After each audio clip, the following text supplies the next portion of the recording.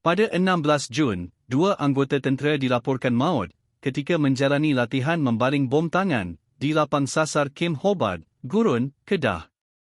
2 anggota yang terlibat ialah Kopral Nur Azmi Abu Bakar daripada Batalion ke-6 Regimen Askar Melayu Diraja dan Private Siti Khadijah Sungib daripada Skuadron Pertama Regimen Askar Jurutera Diraja. Oleh kerana kejadian itu tidak dirakam oleh CCTV, ramai orang awam kurang jelas tentang apa yang menyebabkan kemalangan tersebut. Oleh itu, dalam episod ini kita cuba menganalisa insiden tersebut dengan menunjukkan beberapa rakaman video dari insiden yang serupa dari negara lain. Tragedi menimpa sebuah markas tentera di Kedah apabila 2 prajurit maut ketika latihan membaling bom tangan. Kejadian di Kem Hobart, Gurun berlaku kira-kira jam 11 pagi. Kedua-dua mangsa meninggal dunia ketika dalam perjalanan ke Hospital Sungai Petani. Kedua-dua anggota mengalami kecederaan parah ketika latihan membaling grenade.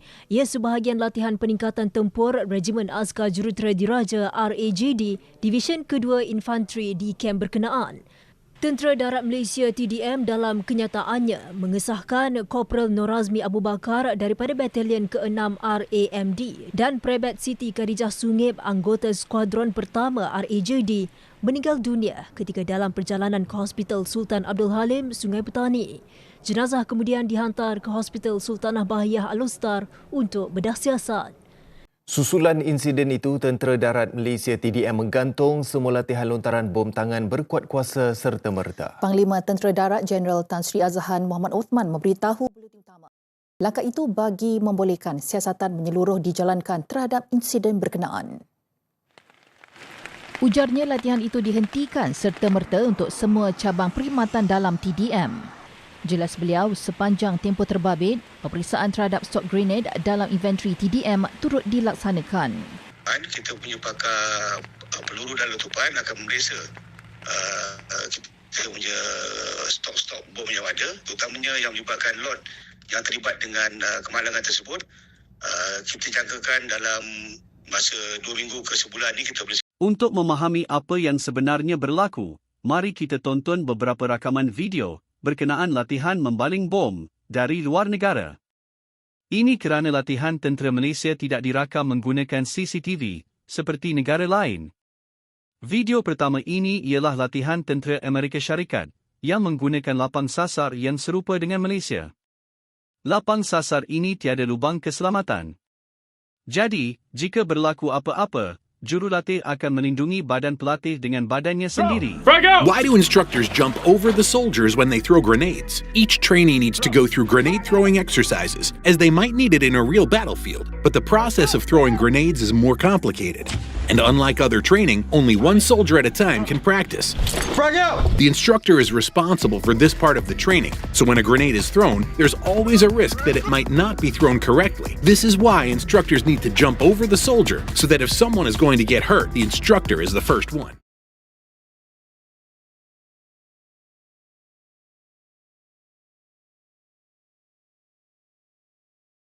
Tapi, tentera Cina menggunakan lapang sasar dengan reka bentuk berbeza. Di dalamnya terdapat parit, supaya bom yang tergelincir meletup dalam parit, jadi letupannya lebih mengarah ke atas. Terdapat juga lubang untuk askar berlindung jika bom tergelincir. Jadi, lapang sasar bentuk ini kelihatan lebih selamat. Their lives. It was the soldiers. Oh, man. It was a soldier's first time, believe it or not, handling a grenade. See what he did? He actually held a pin and tried to throw it, but it slipped off, is what it looks like. Quick thinking on the instructor's part, right? That is very quick thinking. But they Right? teach you that when you're in the military, that, you know, that's what you do. And they always have those little holes because, yeah, when you're a recruit, you don't know what you're doing. Soldiers from an armed police unit in southwest China's Yunnan province barely escaped a hand grenade that detonated during a live fire training session held on July 12th. In this video footage, a soldier can be seen preparing to throw a hand grenade over a bunker. But for some reason, the soldier fumbled and dropped the grenade instead. With just moments to spare before it would detonate, 2 other trainees grabbed him and dove into a pit behind them. The grenade exploded just 1 second after they jumped to safety, as can be seen by replaying the video frame by frame. The hand grenades used in the training session have an explosive radius of more than 7 meters. 昨天下午，第26集团军某炮兵团组织新战士实弹投掷时，新战士杨家新意外失手，连长孟德天迅速将杨家新拉向避弹坑。我下，下来！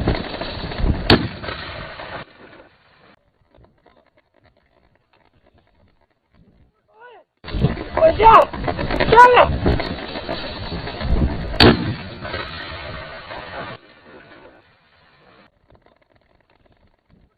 我下，下来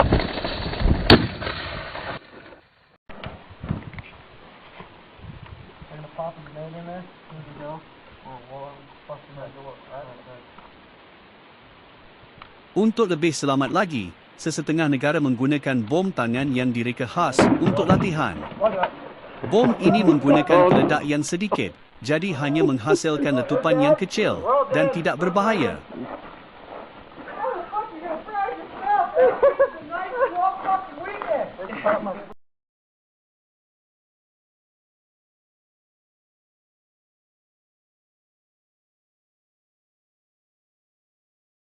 Dari pelbagai rakaman video ini kita boleh merumuskan bahawa, pertama, tidak seperti di Malaysia, banyak negara merakam latihan membaling bom menggunakan CCTV supaya mudah disiasat jika berlaku kemalangan. Kedua, kita dapati kebanyakan kemalangan semasa latihan melontar bom disebabkan oleh bom tergelincir dari tangan pelatih. Ketiga, kita nampak lapang sasar yang digunakan oleh tentera China, iaitu mempunyai longkang dan lubang keselamatan, boleh menyelamatkan nyawa jika bom tergelincir. Jadi, kita berharap pihak Kementerian Pertahanan dapat mengambil iktibar dari kemalangan ini, iaitu dengan memasang CCTV di lapang sasar. Mereka juga harus mengkaji samada reka bentuk lubang keselamatan yang digunakan oleh tentera China mungkin lebih selamat dari cara barat yang hanya bergantung dengan perisai badan. Akhir sekali, jika anda mempunyai pengetahuan tentang latihan membaling bom, sila kongsi pengalaman anda. Sekian, terima kasih, wassalam. Adu.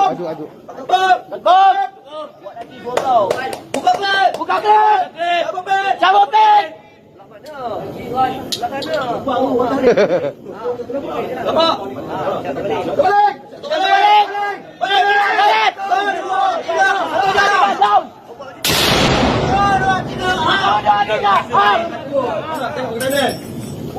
Tangga mana kau balik? Tangga bom! Buka plan! Tengok! Itu alat balik!